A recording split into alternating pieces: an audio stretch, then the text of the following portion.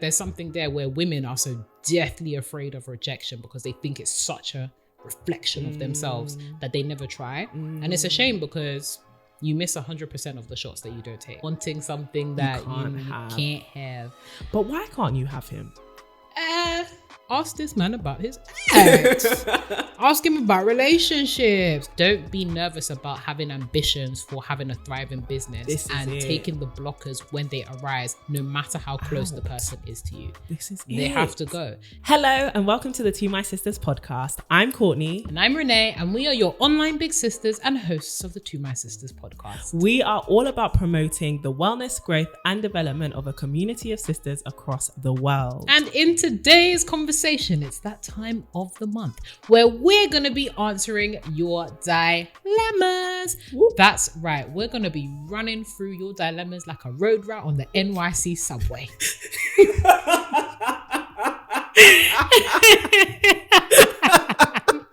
What is the relevance? We don't know. But we don't know. But you've seen those things. They scurry really far. Like, if you've ever seen a rat in any kind of subway. A rat on the highway. A rat. On the highway. Sorry, I was just thinking of that meme that we recently released on Instagram. Oh, man. But yes, it's that time of the month, girlies, where we take all of your dilemmas in one to really just ram through them. Because we've had quite a few and the sisters be out here floundering and we want to see you glow and grow. You already know. So without further ado, well, Miss Courtney, I'm going to take the first dilemma. I'm going to present it to you real nice and cute. And sisters, please, by all means, if you do have, your 2 pence that you want to share, if you have any pearls of wisdom or anything you want to add to these dilemmas, by all means, drop them like it's hot in the comments below on YouTube. I'm coming with all the analogies and all the sayings today, aren't I? I'm here for it. Cheeky. All right. Hello, girls. Hello. I just wanted to say that I love your podcast. I listen literally every weekend, and I think that I can tell both of your story lives if someone was to ask me. I like that. But I need help, and I would love if you could answer me in one of your episodes. Well, sis, it's your lucky day. Today we're taking your dilemma. So I just broke up with my boyfriend, and one of the reasons was because of the difference in culture. Okay. I'm Brazilian and he's American. Yeah. The fact that we see life and relationships very differently from each other, for example, showing affection in public, was screaming, and we couldn't handle that. Well, the thing is, life doesn't stop, and I know that I'll come back to see other guys at some point. How can I effectively, moving forward, handle the differences of cultures in a relationship? Thank you, girls. This is a good wholesome one. I like it. That's really wholesome. Yeah, it just feels like it feels like you really know how to play this dating game. Good for you. I think culture is something that's very important to people, right? It's a part of their identity. I think learning how to listen to someone's culture, what is important to them, why it's important to them, and be able to respect that and appreciate that is really important and really healthy when trying to build a relationship with somebody. When you're both coming with those same viewpoints of this is important to me, this is important to you, I think it's important to find a way to balance compromise and just to make sure you can kind of form a hybrid culture within your relationship and to start forming your own culture, which is informed by both of your traditions, culture, norms, values, all of that stuff. So it really comes down to communication. I think it also comes down to laying out expectations.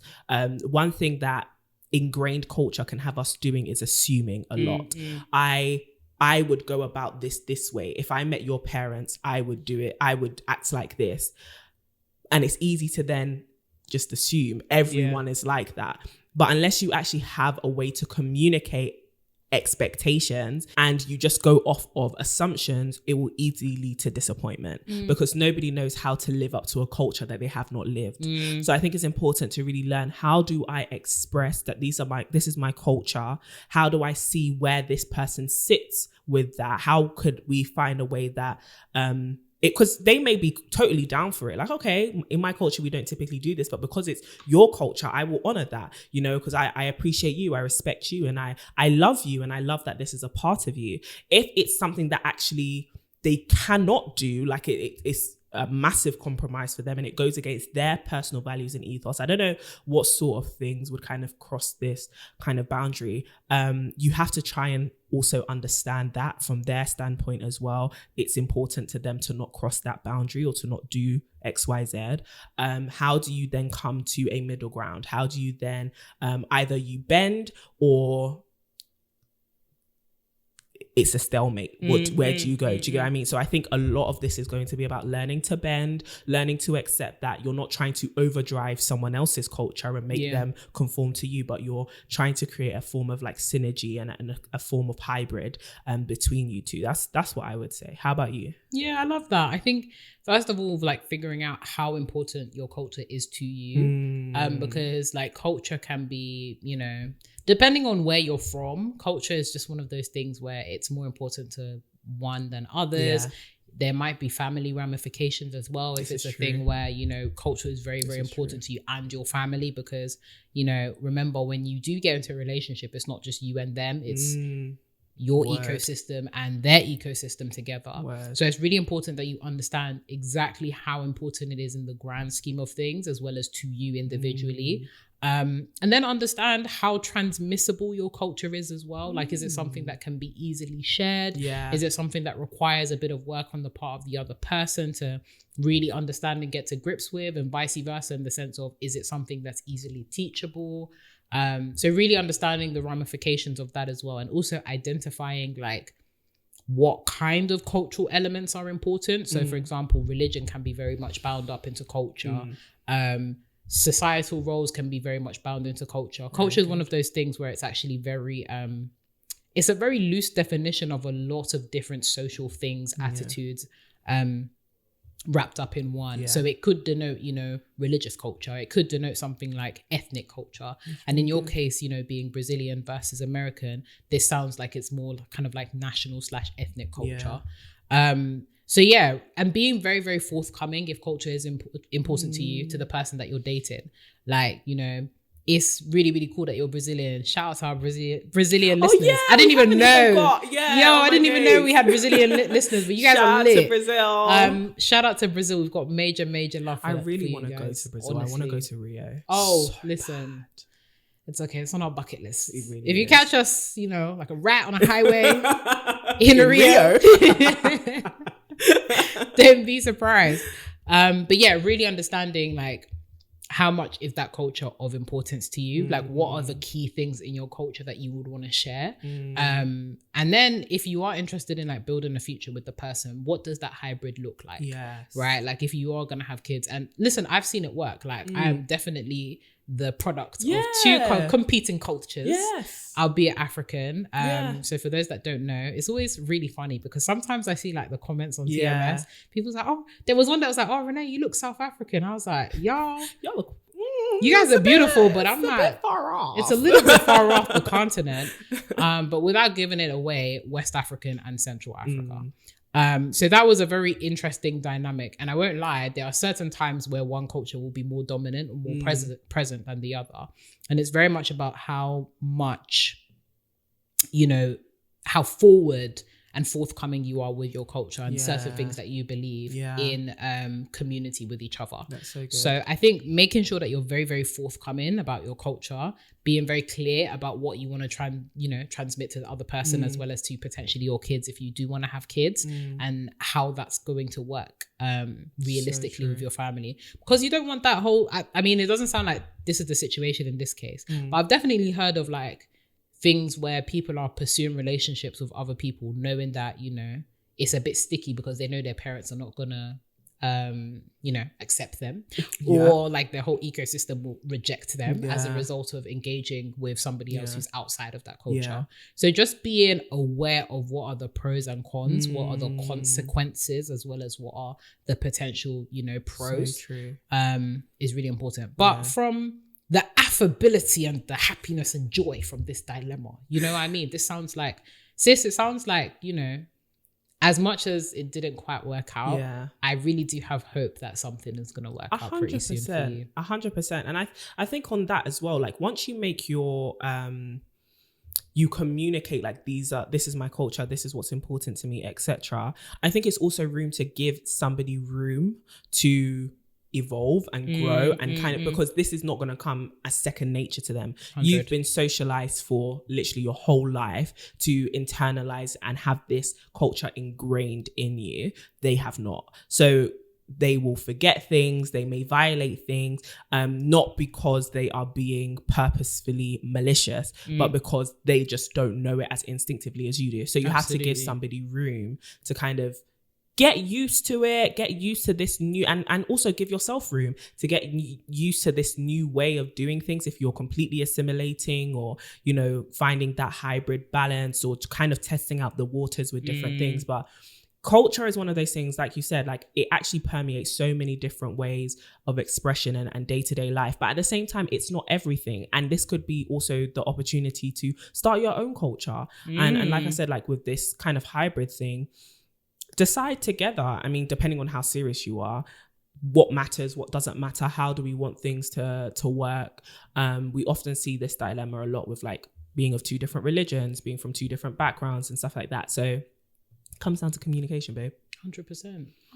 Love that for you though. It's really nice. Brazil. It's very nice. I thoroughly enjoy it. So on to the next one. This one's very interesting, a little bit sticky, quite juicy, but you're getting a lot with this one. Okay. Hit me. Firstly, I just wanted to say a massive thank you for all you do. Finding your incredible podcast has honestly changed my life. Seriously? Reaffirmed what I believe and showed me a community of brilliant women I have always searched for. Thank you. Sis, we love you, man. That's so nice. That is so nice. As for my dilemma, it's about a close friend of mine. We're 22. He supported me through an abortion and a split with my ex, whose child it was. But I'm struggling to navigate my feelings because I'm actually in love with him. Ooh. He knows I have feelings, but maybe not to this level, since we're very brutally honest with one another. Well, not as brutal as you think, because you haven't told him you're in love with him. Okay.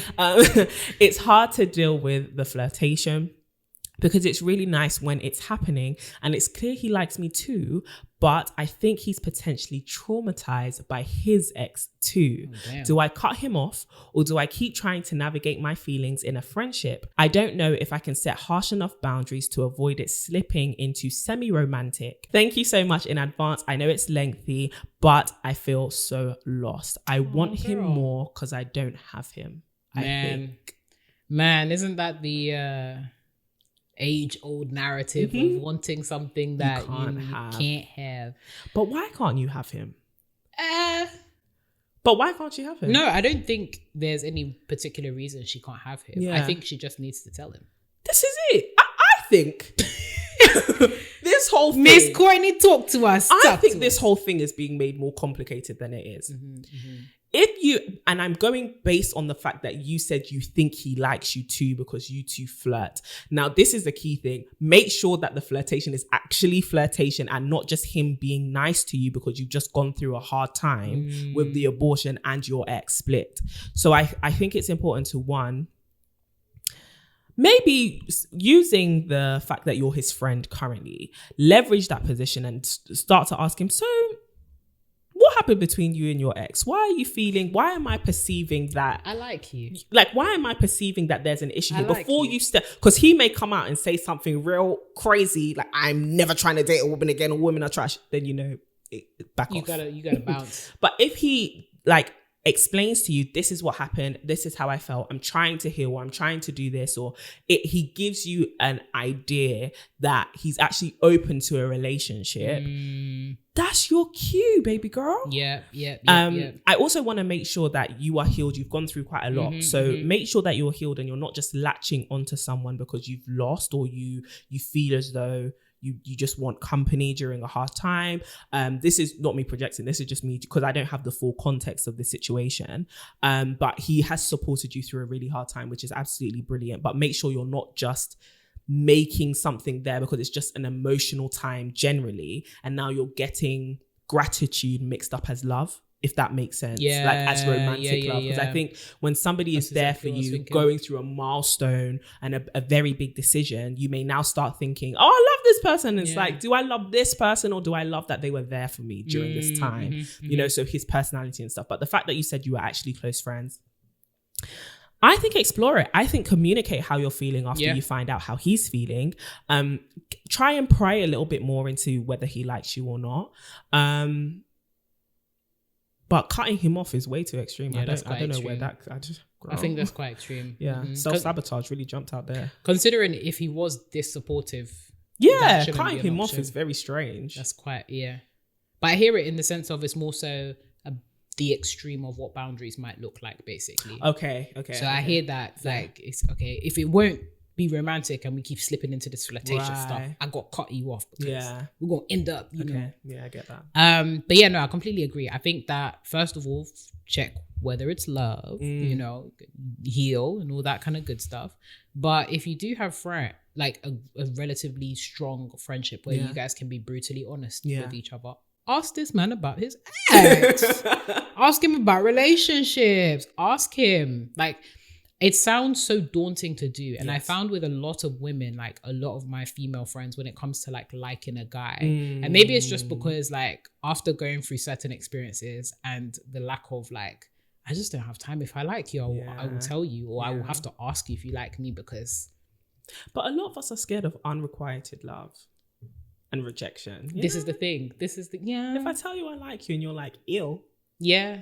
But the thing is, kill me. Here's the thing though. I feel like with guys in particular, two things. First is a lot of girls actually have the upper hand, because when you approach a guy, they're going to be so bowled over by the fact that you've approached him first that usually... Do you think? Yes, usually it works in your favor. But I feel like that's only if you've seen and you're rather kind of confident that they like you too. Yeah, that they find you attractive. Yeah. I hear that.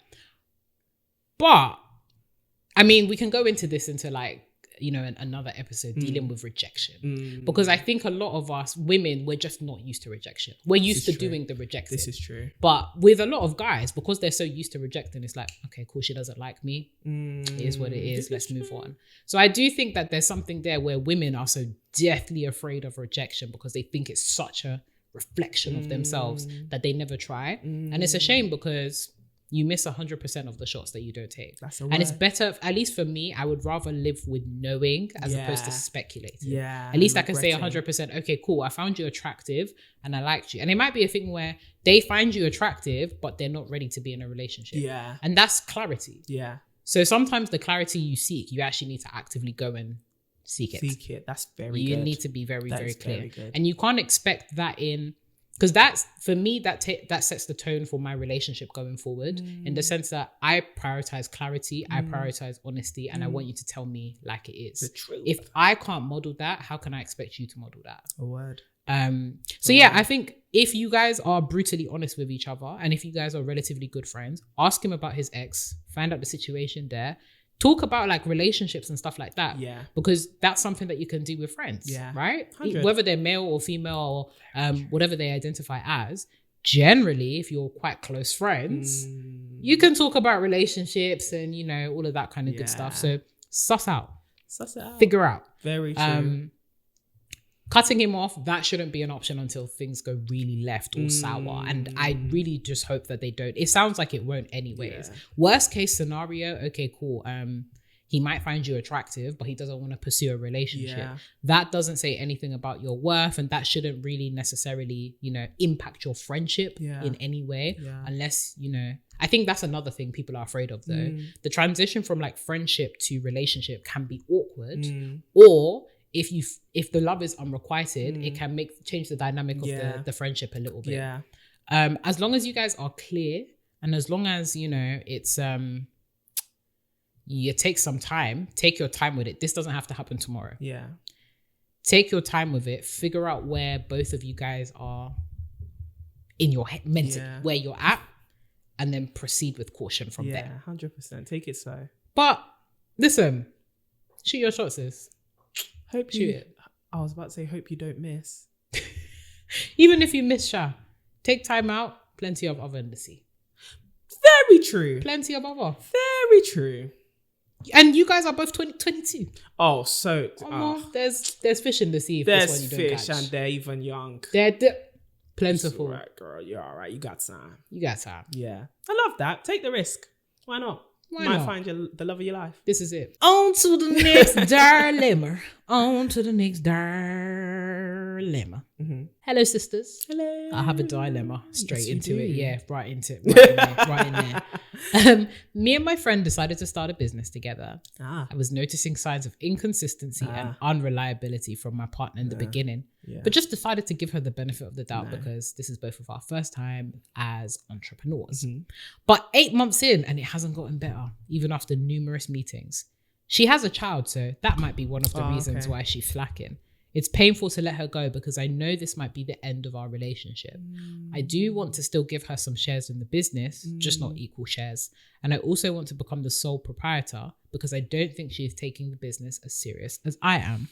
And I don't want it to affect us in the long run. I would like to know if you think I'm making the right decision. Love from Ghana. Hey! What's up? What's up? What's up? Etisem and all them things.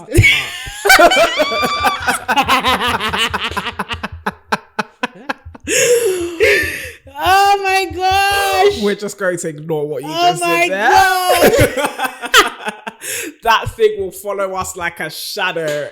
What does the say even mean? What a wow! How are you? Yeah, but that's the only thing you know, isn't it? Anyways, I know, shout out to my guardian sister. And shout out to the guardian sisters. I actually know, Courtney, as my bestie, you should be teaching me, these phrases and sayings. Why? Like in the first dilemma, what have culture and transmitting culture. What have you taught me? You have 3 languages at your disposal. What have you taught me, Renee? I rest my case. And so... But you were really good at French. No, I wasn't. I know!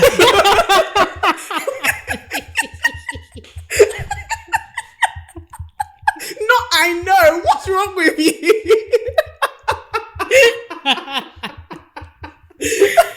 Oh my I hated that class. I hated the teacher. I hated studying languages.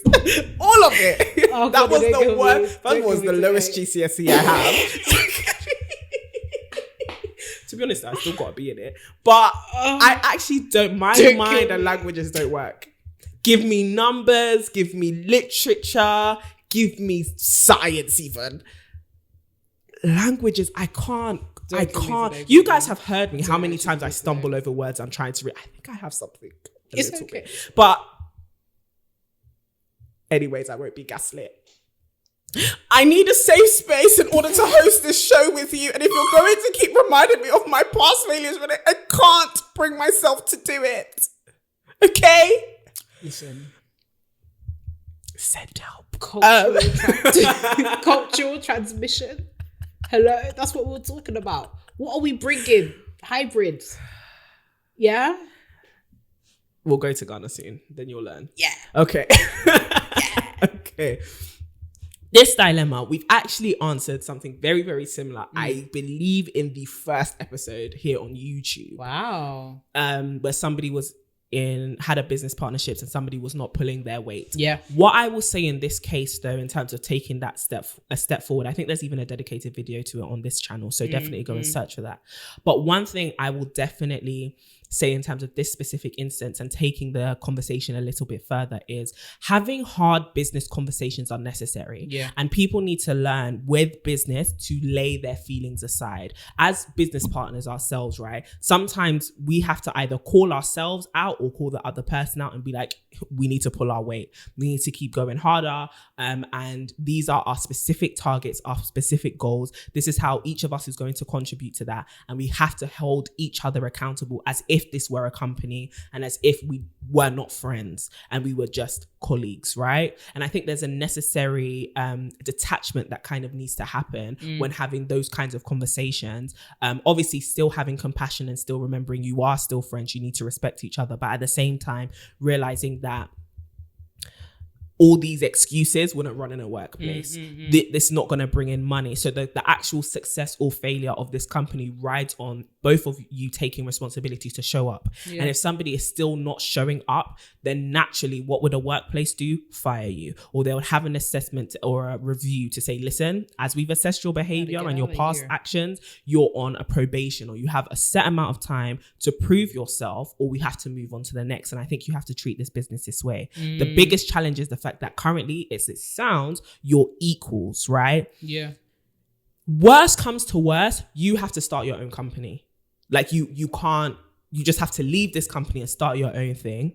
I think your reasoning is quite honest. It's going to be a hard conversation. And sometimes there's no advice we can give you that will make it softer. It's going to be a hard conversation. You sit down and you say, actually, this is exactly what I went through when I started my company. I had a business partner. They weren't pulling their weight. I didn't think that they were going to add as much to the company as I could. So we had a conversation like, sorry, but I think it would be better for me to lead this on my own. And they were like, okay, why do you feel like that? We had a conversation. I laid it out. It's a logical assessment of the way we've been behaving for the last couple of months. And I think that you would agree that, you know, maybe you're not at the stage where, I think this is what you should say to her, maybe you're not at the stage to commit to this. And we can maybe have a conversation later when you are. But at the moment, it's not panning out, and I can't carry the weight of both of us when we are meant to be sharing this company and sharing this burden and sharing the weight of the work. That's an honest conversation to have. And yes, you may be the bad guy for a couple of months, but as long as you can justify your reasons and as long as you can prove that it's for the benefit of the company, they're just going to have to take it. They're just going to have to go.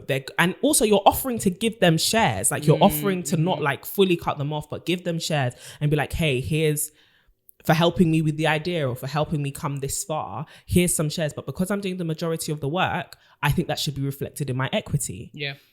That is completely fine. And a lot of women are scared to have boss conversations. Yeah. They're scared to have proper business, rational conversations in fear, especially if you're starting with a friend, in fear that you're going to sound emotional and you're going to sound like you're getting at the person.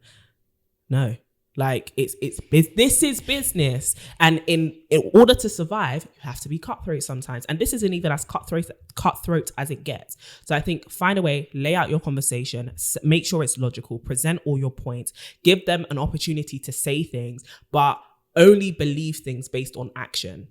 So if they say that they're going to improve, okay, you've got 2 months to improve. You've got 3 months to improve. And these are the ways we're going to measure your improvement. Actual key performance indicators, actually have those there so that you can assess them properly, not just based on sentiment, because everyone can have good sentiment when it comes to business. Of course, I want to be involved. Oh yeah, that's a lit idea. But when it comes down to actually putting in the work and really doing the strategy, that's a completely different story. And some people, because of life circumstances, like for this girl, or because of, you know, they realize that they're in over their head or whatever, they can't live up to that. That's not your fault, but you want to live up to that. And if there's no company because you've both run it down because you couldn't have this conversation, then you're gonna be upset. You're gonna lose out. So have the hard conversation. I think everything you've presented here is really logical. And I know the risk is, I know this might end the friendship, not if you let them know this is a business thing, but as your friend, I still want to be with you to help you deal with things in your personal life.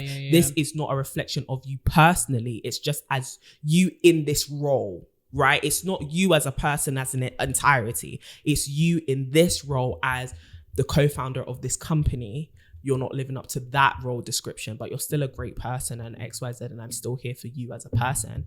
But in this role, you're not living up to it. You suck.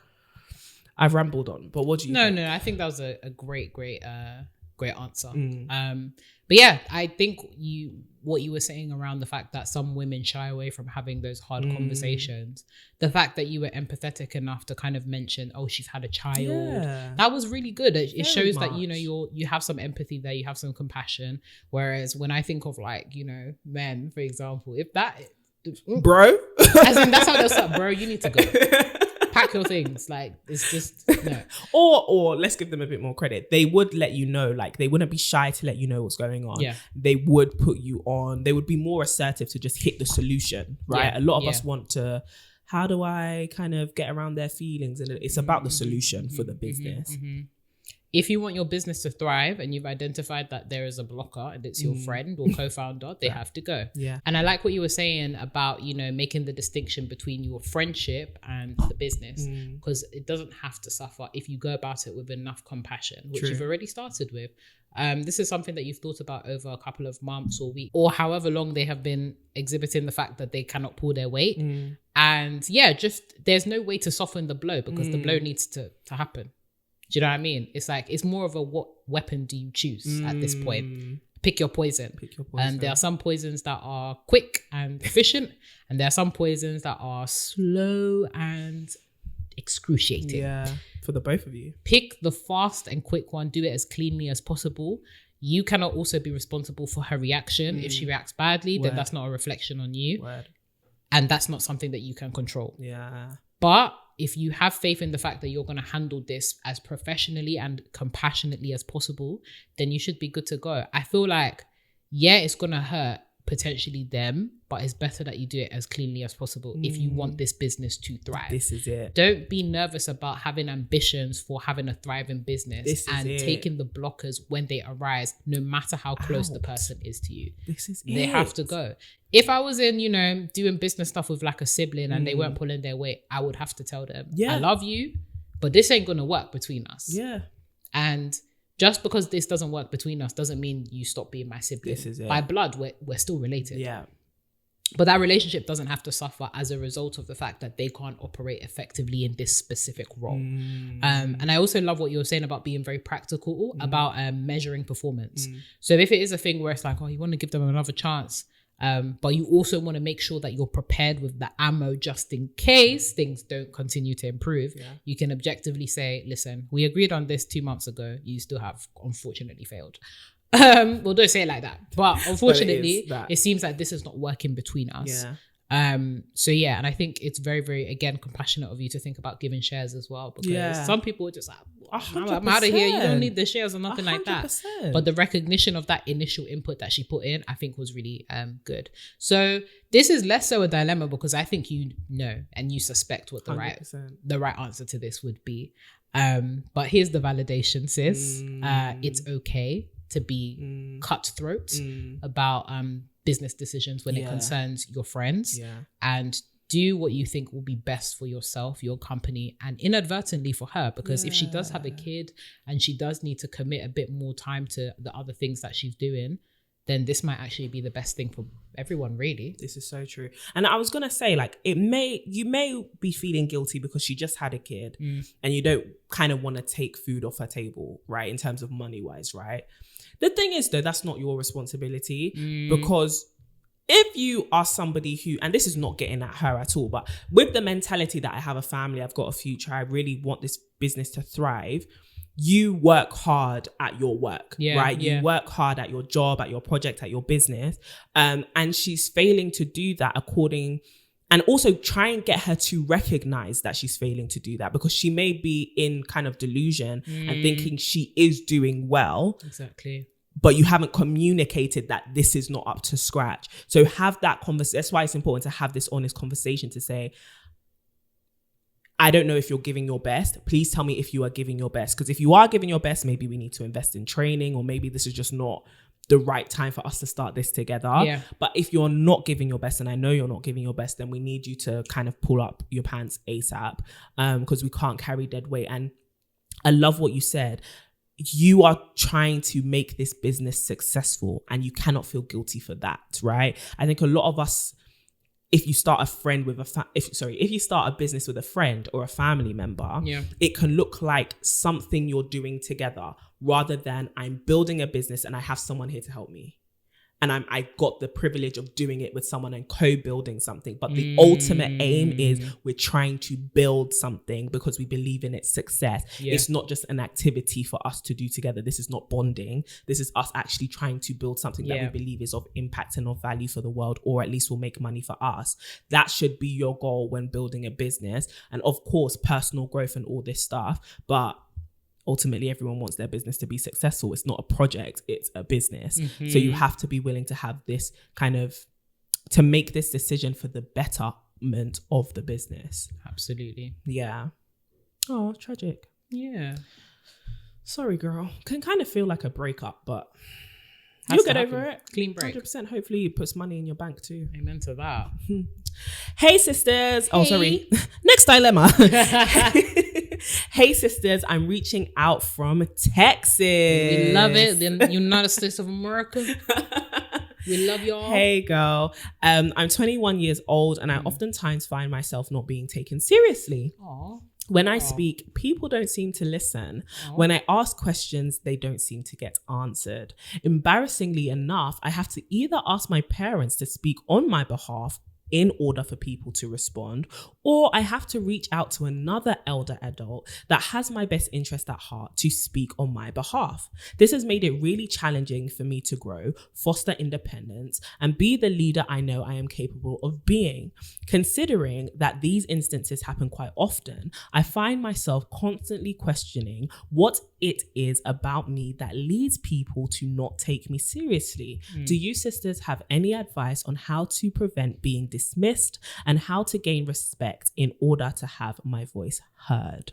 Well, first of all, sis, you need to increase the decibels of your vocal range because it ain't no way. I need, like, first of all, volume is important. You gotta, the decibels of your voice need to be peaking. The volume, babe. Raise the volume. This is quite difficult to answer as straightforward as possible because I don't know the context in which people are not listening to you. So you've mentioned like parents. So I'm assuming like, is it in like family gatherings or family settings that you feel dismissed, or is it professional settings?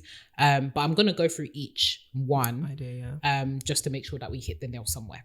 So in terms of like just general not being dismissed, I was joking about the volume thing, but I also wasn't joking in the sense that you need to be aware of the way that you present yourself and articulate yourself. Are you actually speaking clearly enough? Are you speaking loud enough? Are you speaking in a way that grabs people's attention when you're speaking to them? Are you holding eye contact or are you looking away? Are you doing the whole, excuse me? No. Yeah. Is your body language confident enough that it commands the attention of the person that you're speaking to? Especially if it's a one-to-one setting. And if it's a loud setting, like you do need to be loud. You do need to have presence. Yeah. And it's often linked to a confidence thing. Like how confident are you in articulating yourself? And I know this can feel like a vicious cycle sometimes because when you are being dismissed, it feels like, oh, well, that's just validated the fact that I don't have a voice and like I can't be confident and all of that good stuff. Right. First, deal with the fact that you deserve to be heard. Come on. Even if it's something trivial. If you're in the store and the store assistant hasn't heard you, increase the decibels of your voice, my dear. You like it's important that you are heard. And if you don't get heard the first time, then you try the second time until somebody hears you. In professional, we'll start with a professional because that's usually typically the like in terms of dilemmas that we get. A lot of ladies out here are like finding it difficult to express themselves in the workplace. Yeah. When it comes to the workplace, the first thing that I would say is always be solution oriented. Think about how you can become a solution in your workplace, whether it's to your colleagues, to your boss. When they ask you questions, it's often, what do you think about this thing? But more specifically, how can we solve the problems that we have in the workplace? Yeah. So when you are, engaging with someone, try to be solution oriented. Or when you're trying to ask for help as well, again, be solution oriented. How can their help fix or aid this problem? Yeah. Next, in terms of like professionalisms, make sure, again, the basics, you're speaking clearly, articulately, appropriately, using appropriate language for whatever workplace you find yourself in. Yeah. And then lastly, I would say take initiative as well. Don't wait for someone to ask for your opinion all the time. Yeah. If you're producing some kind of piece of work, you might want to ask for the advice or opinion from a colleague, or you might want to speak to your manager or your boss. And I lied, that was not the last thing. Last thing is be proactive with asking for feedback. Because I can tell you general things, but you might need to actually ask the people you engage with. So for example, your parents or your boss or whatever, ask them for feedback as to how you actually communicate. Yeah. A lot of us are afraid to do that because we're afraid of hearing something negative. When more times it's positive stuff, but also things that you can actually work on. Yeah. Don't be afraid of criticism. Criticism doesn't always come from a negative intention. Sometimes it's genuinely critical for you to get criticism to grow. So actively look for feedback in professional spaces. When it comes to more like less professional spaces, when it comes to, you know, informal settings and all of that good stuff, again, I think it stems a lot from confidence. Some of us are afraid to engage in conversation. Some of us are socially anxious. Some of us are suffering from, you know, just general social anxiety. First of all, take a deep breath. Nothing will happen to you. Yes. You deserve to be heard. Yes. Your voice is important. People care about what you have to say. And charisma can sometimes be something quite difficult to pull off, especially when you're not used to it. It's worth really working on your charisma such that you can actually engage effectively with people. Right. Communication, like all of these things come down to communication and how effective you are. In a similar way to the professional setting, you'd be focusing on solutions. In a less professional setting, you're more so focusing on what goal do you have in communicating. So what is the purpose and intent of your communication here? Because once you have an intention for your communication, then it becomes easier to deliver. So good. So make sure that when you are engaging with other people, there's a purpose that you even yourself believe in, even if it's a trivial goal. Yes. Like I said, the store assistant one, it's trivial, but it's like you're trying to find pineapples. You can't find them in the store. You have to ask somebody. And you're not going to find it until they give you an answer. Yeah. So you do need to increase the decibels of your voice. Hello, excuse me. Where your pineapples are. Do you know what I mean? So stop doubting yourself. Really, really. And if it's a thing where you actually need to like read a bit more content on how to improve your communication, then definitely invest in that. But I can't stress enough how important believing in and investing in communication is in every setting. But I have definitely rambled. No, but everything Courtney, you said please. was it. Everything Renee said.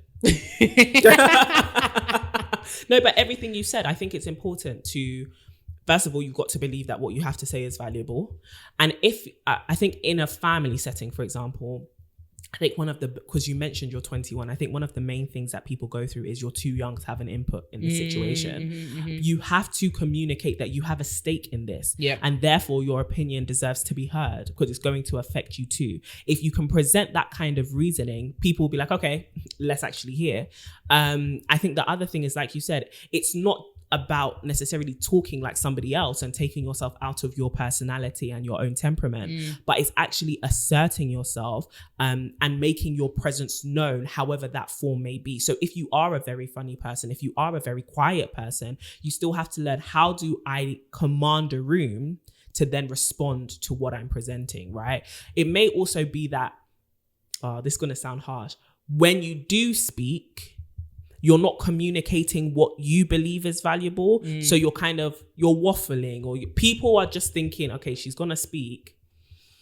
How long is this going to go on for? Is this going to, do you get what I mean? Like there are some people who they say stuff and you're like, oh, it's you again. Do you get what I mean? Like, but has that ever happened in your workplace? And so it's like, you've got to actually pay attention. Why? And actually you can ask people, it can seem confrontational, but why do people respond like this when I speak? You know, when I have a suggestion, why do people respond like this? I'm not being defensive. I'm trying to improve my communication skills. So why is it that people ignore me? Is it that I'm not loud enough? And ask people, can you please be honest with me? And that it's that simple. I think having feedback that says, you know, I want to be heard more.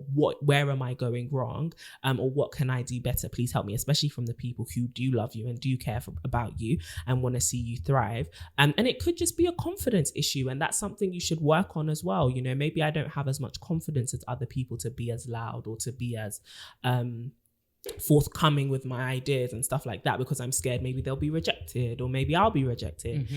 Deal with those deep-rooted issues as well. If it's none of that, it could just be the superficial things of you don't talk loud enough or you're not concise enough. That's the word. So there are so many pinpoints. Like Renee said, we can't tell you specifics because we don't know you specifically, unfortunately, but the people around you know you, and lean on that. Yeah, no, I definitely agree. I love what you're saying about the fact that sometimes we can have points in our head, but the way that we articulate them, it doesn't. It doesn't transmute. That happens to a lot of people, by the way. Still happens to me. Listen, and sometimes it can be a coping mechanism. Sometimes it can be that. And sometimes, like, there's a spectrum, right? There's those folks who go quiet and they're stuttering and they're just doing a lot. And you're just like, are you okay? Are you still there? You started speaking, but yeah. And then there's the folks who speak a bit too much and just talking a lot, and you're trying to figure out what are the points. What am I trying to say? That's not gonna work. Yeah. And hold tight, because something down the line for communication is coming from the TMS sisters. Don't worry, we got you. But genuinely do take some time to figure out what is your response. Where do you fall on that spectrum? Do you speak too little or too much? Do you speak too quiet or too loud? Do you find that's a good thing. When you do speak, people are like, you're too aggressive. Yeah. With all of this. And now we feel like you're holding us hostage. Yeah. You're loud. So it's not that people are listening, they're just trying to appease you. Yeah. And now all your points are not being implemented. Yeah. And they're just like, what is this? Communication all comes down to understanding people, and you've got to understand people, you must talk to and engage with people. And I think there's also a power dynamic in here I'm sensing from the dilemma, in the sense of you've spoken about the fact that it's your parents and elder folk that really speak for you. Yes. This is also going to sound a little bit harsh, but you are an adult. You are 21. Like, you're not 18. In fact, you're not at the cusp you're not at the cusp of adulthood. You're in adulthood. And I think unshackling yourself from believing that you have to be a certain age or experience or whatnot to have a valid point or opinion, or feel like you need the weight of some kind of older person to validate what you have to say. You need to get rid of that. Yeah. Wisdom and knowledge have no age. This is it. So as long as you prove yourself to have valuable things to say, people will have to listen to you. Absolutely. Yeah. And you do have valuable things to say. Just we need to work on how you say them. Absolutely. And that's fine. That takes time. Oh, we've had some really wholesome dilemmas. I've thoroughly enjoyed it. I've really enjoyed. Shout out to you girls. Yeah. But sisters, honestly, if you have anything else that you'd like to add to the sisters in question, or if you have a dilemma that you would like to share with us, by any chance at all, you know, we're all here around wholesomeness and glowing and something like glow and growth, we like to say on a weekly basis. Feel free to flood our inbox, hello@tomysisters.com, with the subtitle dilemma. Yes. Just so we know it's a dilemma. Yes. All right? Yeah, just so we put our eyes on it. But yeah, please do that. And of course, you can always hit us up on Instagram @tomysisterhood. Yes. Hit us up in the DMs, comment, don't be a stranger, all of that good stuff. And of course, you can always come and talk to us directly @CD Boateng, and of course @Renee Kapuku. We love to see it. You can also start a conversation. Come on now. Not only in the YouTube comments, but over on Twitter. What? @ToMySisterhood. They have a Twitter? Oh my gosh. Yes, we do. @ToMySisterhood and #ToMySisters. And of course, we tell you this all the time, but some of y'all are missing out. Jump onto the mailing list where we share exclusive glow and grow tips with you weekly. So head to well, I think I only said W twice, but anyway, you know, World Wide Web. ToMySisters.com.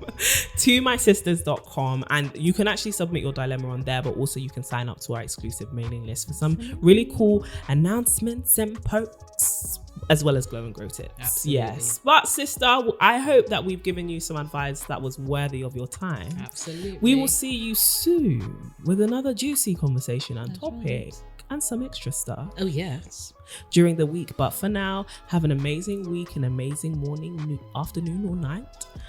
We will talk to you very soon. I know that's right. And remember, as always, keep glowing and growing.